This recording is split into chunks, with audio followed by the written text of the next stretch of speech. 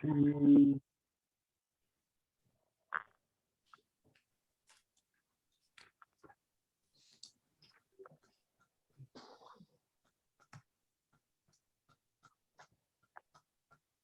Profesor Jorge, ¿me podría apoyar también usted a grabar? Es que no sé si en el teléfono le di para que se me grabe en la nube y como no ando en la computadora, Ok, como anfitrión se le va a descargar un videíto, ya si gusta le paso un drive donde lo podamos subir y ya lo compartimos. vale. Muchas Yo acabo- gracias. Yo creo ya que acabo de- esperamos unos 3 minutitos más, ¿no? ¿O ya quieren empezar? ¿Cómo la ven? ¿Cómo hay de público, don Jorge? Todavía podemos esperar un poco más de tiempo, maestro. Muy bien, adelante. Maritza, Sí, dígame, profesor. una pregunta. Ya le di clic al botón de grabar. No sé si solamente tenga que hacer eso o... Sí, con que usted le dé en su computadora a grabar, se empieza a grabar, nada más que en su caso se graba en la computadora. Cuando terminemos la llamada, se va a descargar un video y ya hasta que dice 100% se guarda en su bandejita y ya luego ese video le paso un drive si gusta para que lo subamos. Para asegurarme, o sea, quiero asegurar 2 videos, es que no sé si lo estoy guardando en la nube o Sin no, problema. y ya de ahí incluso podemos usar este video para subirlo a la plataforma de Face Y y ya aquí nos yo aseguramos. tengo una duda. Ya le di en grabar, pero me dice, por favor, pregúntale al anfitrión si tienes el permiso para grabar. Entonces, Ok, a ver, permíteme. muchas gracias, Maritza. Sí, sí. Dice que se está grabando en la nube. Excelente. Muchísimas gracias. Entonces ya lo tenemos ahí guardado. Perfecto. Ok, entonces, Mario, pues creo que sería todo. Si quieres, para que ya puedas regresar al tema ahí de economía social, te agradecemos mucho y si quieres, pues, a partir de este momento, pues ya yo me hago cargo. ¿Te parece bien?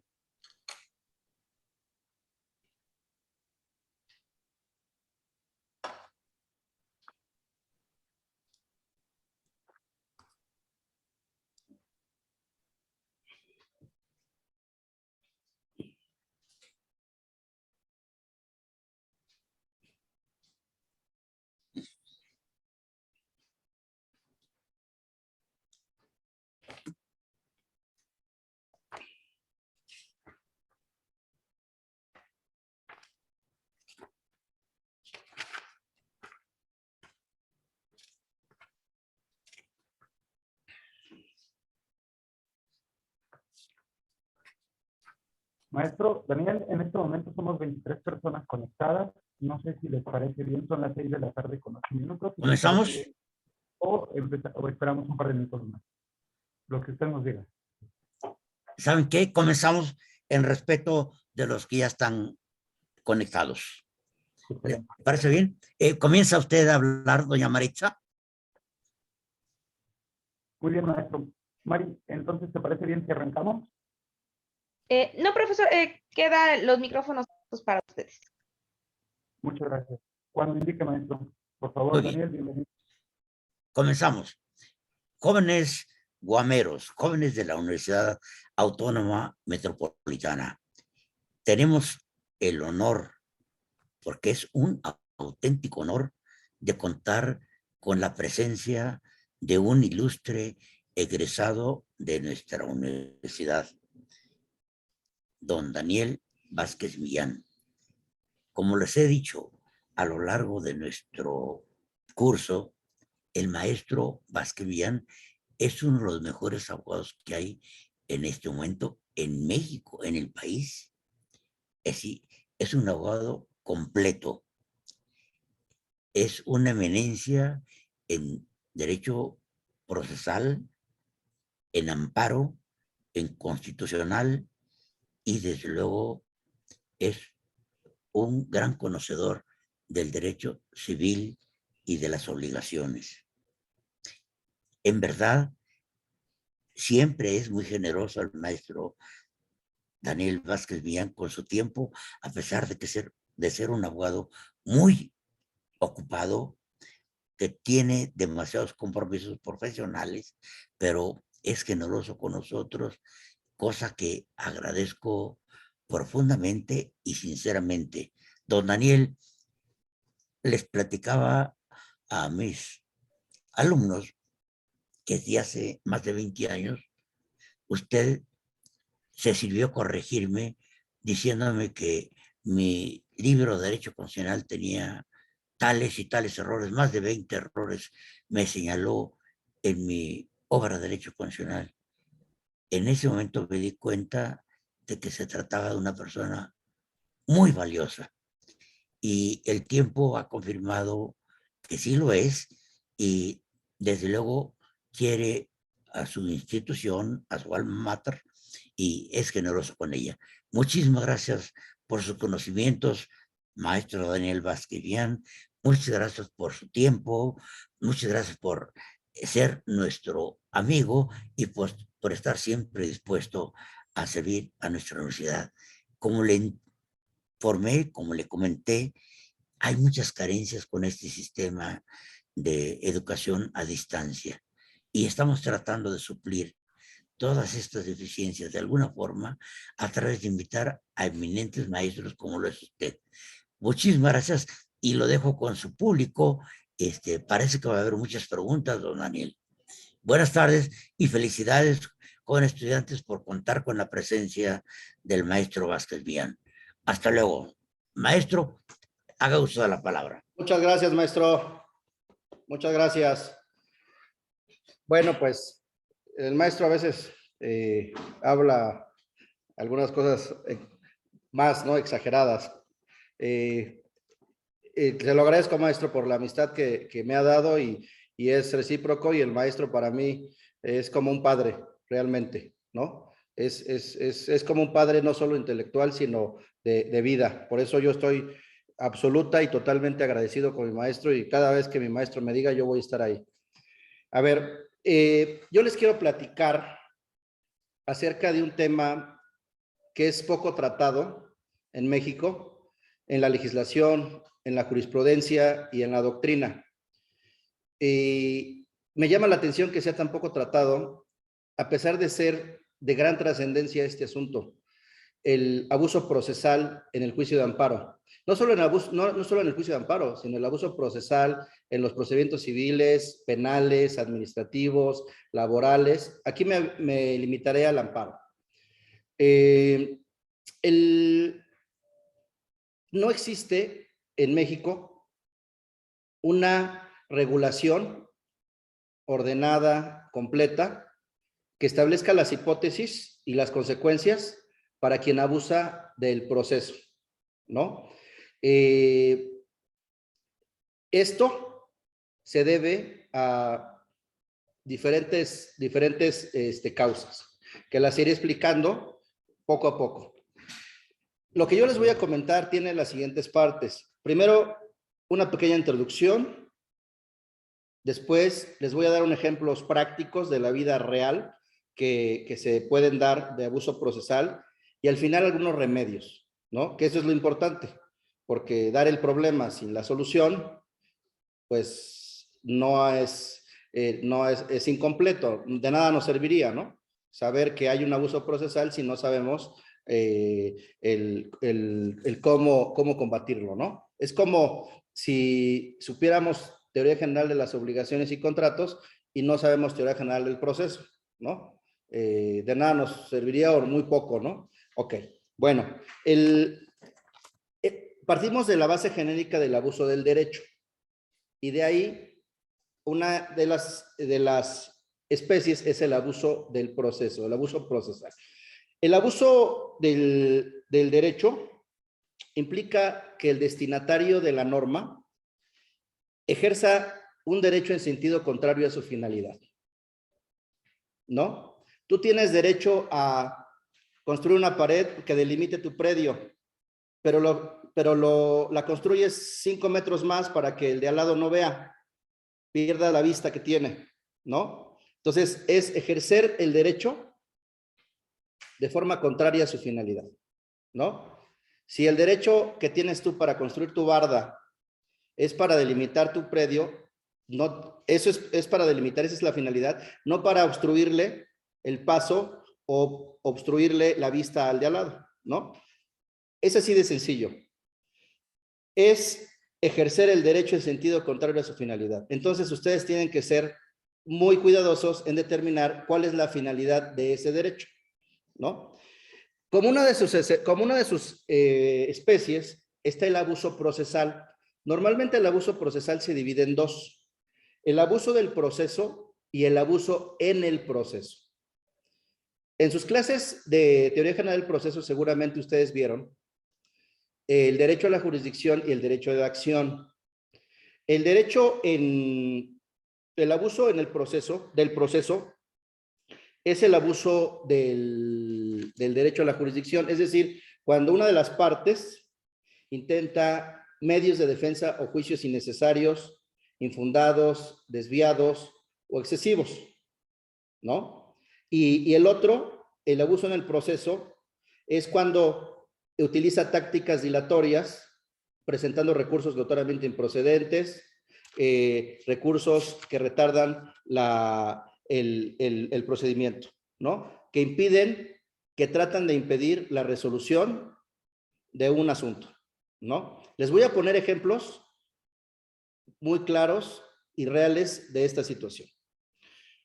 Hay algunas, si vemos nuestro análisis desde la legislación, desde la jurisprudencia y desde la doctrina, la legislación no establece en la ley de amparo no se establece un sistema claro, completo, preciso sobre el abuso procesal.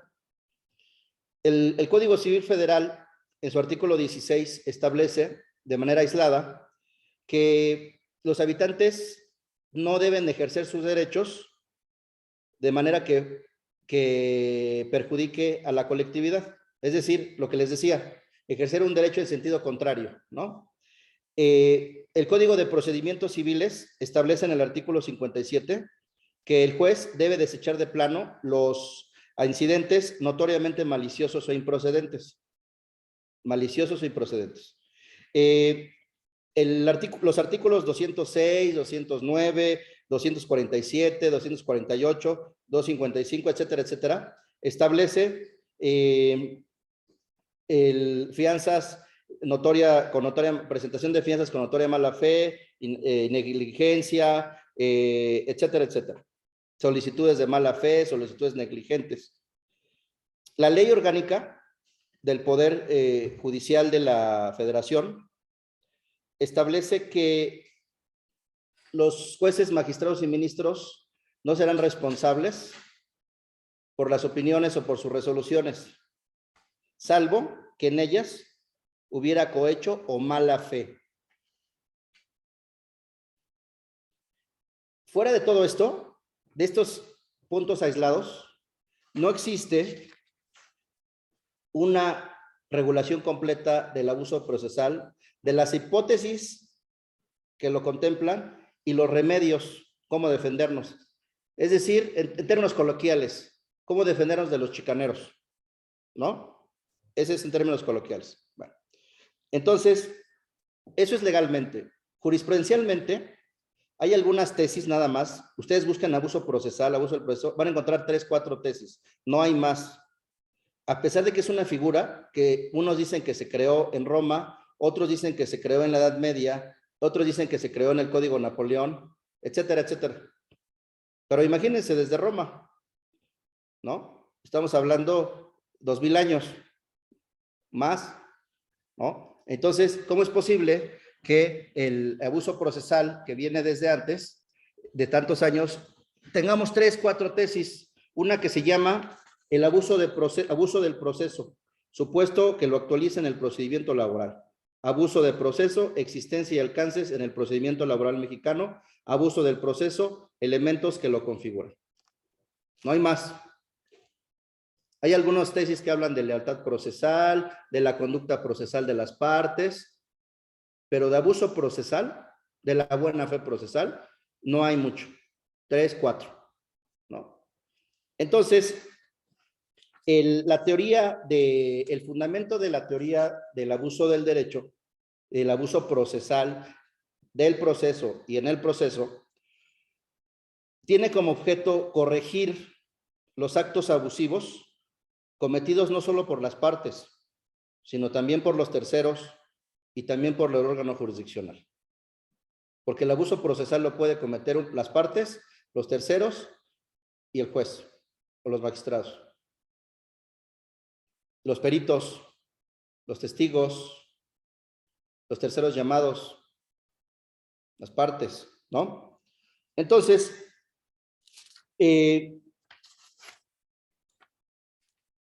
¿por qué se genera el abuso procesal en la ley de amparo? Y esto no puede ser aplicable, esto es aplicable no solo en la ley de amparo, sino en la mayoría de las leyes. Y podría ser tema de tesis, de muchas tesis.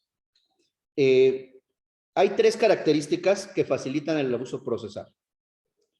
La primera, que parte de la buena fe de sus destinatarios. La segunda, es reparativa y no preventiva.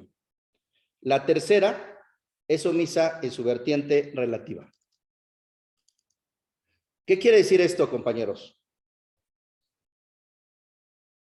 El sistema jurídico parte de la buena fe. Lo creo en las leyes sustantivas, pero no lo creo en las leyes procesales. No debería de partir de la buena fe una ley procesal, porque una ley procesal parte de que hay un conflicto. Y si hay un conflicto es porque alguien incumplió, otro incumplió, o porque alguien quiso aprovechar, el otro quiso abusar, porque alguien mintió, porque alguien no cumplió, etcétera, etcétera.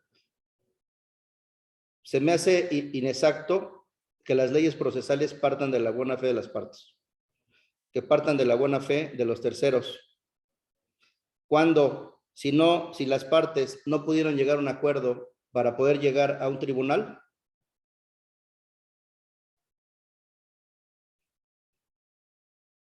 pues es ilógico y el sentido común nos dice que no van a tener y no van a actuar de buena fe dentro del proceso. Entonces, esa es la primera característica, no solo en la ley de amparo, sino en la mayoría de las leyes procesales parten de la buena fe, ¿no? Salvo prueba en contrario. El problema de esa prueba en contrario, que es una presunción juris tantum, que admite prueba en contrario, es cómo vas a probar la mala fe, el dolo, con pruebas indirectas. Cuando en nuestro sistema jurídico las pruebas indirectas son escasamente utilizadas, es decir, la prueba circunstancial, la presuncional humana, la presuncional legal, son escasamente utilizadas. Pocos las conocen, pocos conocen configurar una presunción humana. Con la teoría hay libros sobre la construcción de una presuncional humana, a base de indicios coincidentes, concurrentes, incriminadores, unívocos, etcétera, etcétera, ¿no? Al partir de la buena fe, implica que ha descuidado la regulación mediante hipótesis y consecuencias del actuar abusivo de las partes, de los terceros y de los jueces. No solo no regula de manera completa las hipótesis y consecuencias de las partes y de los terceros, sino también quien se ha enfrentado a las quejas administrativas contra jueces, magistrados, es totalmente discrecional. Es mi criterio. Ya les dije, les había dicho el artículo 109 de la Ley Orgánica del Poder Judicial de la Federación. Ellos no son responsables por sus opiniones, salvo que se acredite que hay cohecho o mala fe. ¿Cómo voy a acreditar la mala fe del juzgador? Pues ante falta de pruebas directas, me tengo que ir a las indirectas. Entonces, empezamos a construir. Lo primero que tenemos que empezar a aprender, para tener los remedios necesarios contra el abuso procesal de la contraparte o del juez, es aprender a construir. Al final les mando un libro muy interesante sobre la prueba circunstancial del INACIPE, y establece cómo se crea una prueba circunstancial. Lo primero que tienen que saber y empezar para buscar contrarrestar el abuso procesal es aprender a crear una presuncional humana, porque no hay pruebas directas. Es decir, que los indicios sean coincidentes, concurrentes, incriminadores y unívocos. Está en la jurisprudencia. Entonces, el segundo punto es que es reparativa y no preventiva. Vean el interés jurídico, vean el interés legítimo. Te tienen que ejecutar o te tienen que tratar de ejecutar o tienen que ya casi ya afectar tu patrimonio para que tengas interés jurídico. Vean el artículo 5º de la ley de amparo. Miren, es reparativa. Las leyes son reparativas. Artículo 5º, son partes en el juicio de amparo el quejoso, teniendo tal carácter quien aduce ser titular de un derecho subjetivo o de un interés legítimo, individual o colectivo, siempre que alegue que la norma, acto u omisión reclamados violan sus derechos previstos en el artículo 1 de la ley de amparo y con ello se produzca una afectación real y actual a su esfera jurídica. Es reparativo. Mientras no violen y no hay una afectación real y actual a su esfera jurídica, el amparo es improcedente. Es reparativo. Y así muchas leyes. Entonces, esto vulnera el artículo 1 constitucional. ¿Por qué? Porque recuerden ustedes que en la reforma de 2011, de junio de 2011, al artículo 1 constitucional, se estableció que el principio preventivo en el artículo 1 constitucional. Las autoridades están obligadas a prevenir la violación de derechos humanos. Estas leyes no son preventivas. La ley de amparo, imagínense lo grave, la ley más importante y que regula la última instancia de defensa de los justiciables, es reparativa y no preventiva y vulnera el artículo 1 constitucional. ¿No?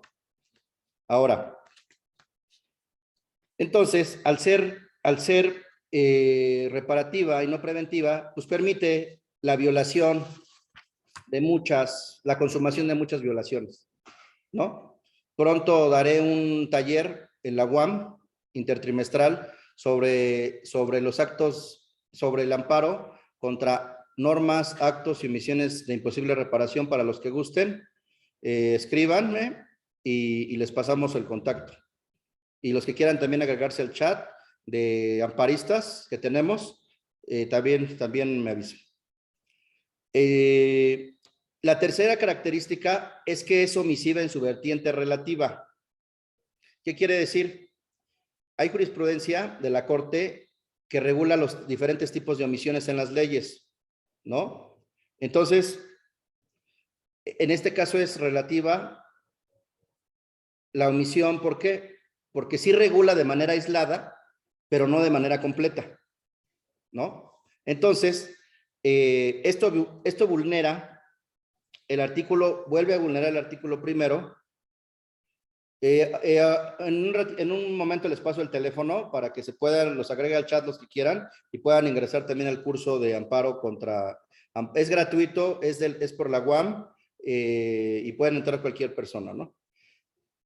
Entonces, también al no regular viola la Convención Americana de Derechos Humanos también esta ley, porque acuérdense que el artículo 1 y 2 señalan que los estados deben de crear legislación que respeten los derechos humanos, el principio de prevención, y esta no lo respeta. Es relativa a la omisión porque si bien hay algunos puntos aislados de hipótesis y consecuencias del abuso procesal, pues no hay un capítulo completo. O sea, tendría que haber un capítulo de abuso procesal de las partes, abuso procesal de los terceros y abuso procesal de los jueces. Están aislados. El abuso procesal de las partes, pues está en el 57 del Código Federal de Procedimientos Civiles, en donde habla de los incidentes, de las solicitudes notoriamente maliciosas e improcedentes, pero no hay de los terceros. Y de los jueces, pues están las recusaciones y las excusas, pero en algunas legislaciones te piden una garantía. Y también está sujeto a mucha interpretación. Otro de los obstáculos, o más bien otro de los puntos o aspectos que generan un caldo de cultivo para el abuso procesal es que la responsabilidad patrimonial de los jueces, que se señala en la Convención Americana de Derechos Humanos, es muy poco explorada. Muy pocos la conocen y muy pocos la hacen valer. ¿No? Les voy a poner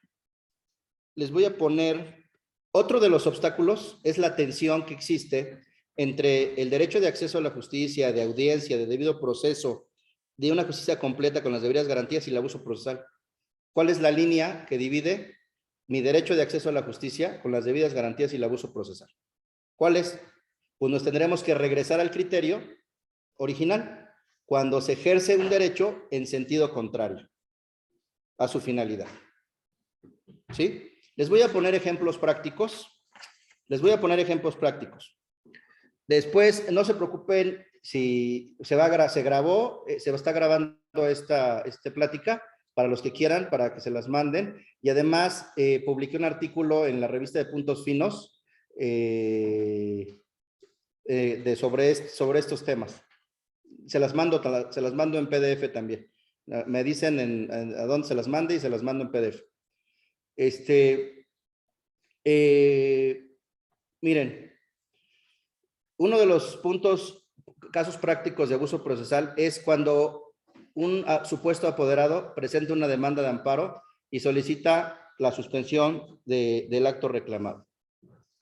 Es decir, por ejemplo, en los poderes del Estado de México, la ley de allá, el Código Civil señala que los poderes deben ser por tiempo determinado y que si no son por tiempo determinado, tienen una vigencia de 3 años en el Estado de México. Suponiendo que el apoderado presente su demanda y la haya presentado 3 años después, después de pasar los 3 años, le admiten la demanda, le conceden la suspensión y en términos del 146, el juez le requiere a diversas autoridades y a particulares información.